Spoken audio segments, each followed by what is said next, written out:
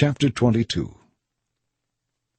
A fine must be paid by anyone who steals an ox or sheep and then kills or sells it.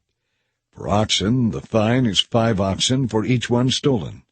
For sheep, the fine is 4 sheep for each one stolen. If a thief is caught in the act of breaking into a house and is killed in the process, the person who killed the thief is not guilty. But if it happens in daylight, the one who killed the thief is guilty of murder. A thief who is caught must pay in full for everything that was stolen. If payment is not made, the thief must be sold as a slave to pay the debt. If someone steals an ox or a donkey or a sheep and it is recovered alive, then the thief must pay double the value. If an animal is grazing in a field or vineyard, and the owner lets it stray into someone else's field to graze, then the animal's owner must pay damages in the form of high-quality grain or grapes. If a fire gets out of control and goes into another person's field, destroying the sheaves or the standing grain, then the one who started the fire must pay for the lost crops. Suppose someone entrusts money or goods to a neighbor, and they are stolen from the neighbor's house. If the thief is found, the fine is double the value of what was stolen. But if the thief is not found, God will determine whether or not it was the neighbor who stole the property. Suppose there is a dispute between 2 people as to who owns a particular ox, donkey, sheep, article of clothing, or anything else. Both parties must come before God for a decision, and the person whom God declares guilty must pay double to the other. Now suppose someone asks a neighbor to care for a donkey, ox, sheep, or any other animal, but it dies or is injured or gets away, and there is no eyewitness to report just what happened. The neighbor must then take an oath of innocence in the presence of the Lord. The owner must accept the neighbor's word, and no payment will be required.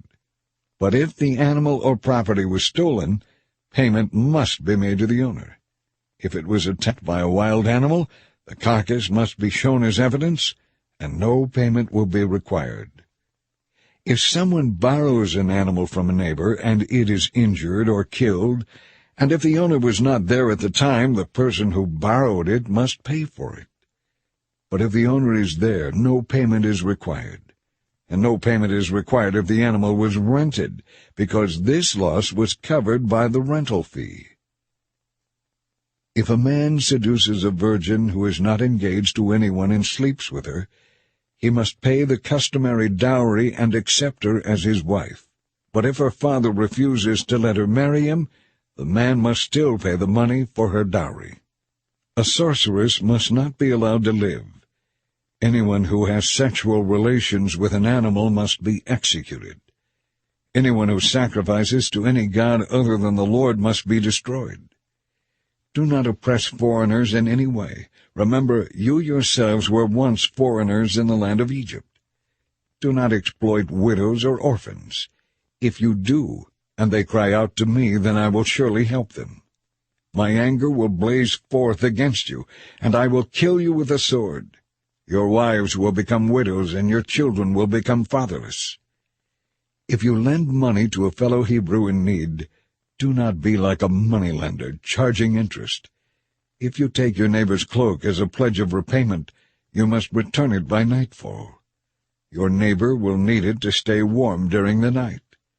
If you do not return it and your neighbor cries out to me for help, then I will hear, for I am very merciful. Do not blaspheme God or curse anyone who rules over you. Do not hold anything back when you give me the tithe of your crops and your wine. You must make the necessary payment for redemption of your firstborn sons. You must also give me the firstborn of your cattle and sheep. Leave the newborn animal with its mother for 7 days, then give it to me on the 8th day. You are my own holy people. Therefore do not eat any animal that has been attacked and killed by a wild animal. Throw its carcass out for the dogs to eat.